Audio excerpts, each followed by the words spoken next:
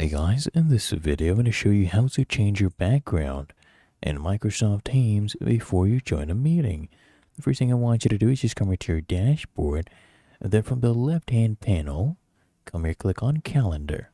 And from here just choose the meeting, okay, you want to go ahead and join. I'll choose this one. You can either click here on join or you can click on the link and it will redirect you to the meeting. Make sure your camera is toggled on. And then what I want you to do is click here on background filters and you can go ahead and change your background to anything you want, and this one usually gets saved. Okay, so we'll come here, choose one of these. As you can see, it changed. If you want, you can do a standard blur as well.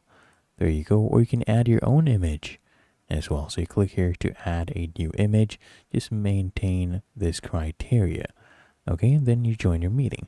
Really that easy. If you found this helpful, make sure you smash that like button, subscribe to App Mentor.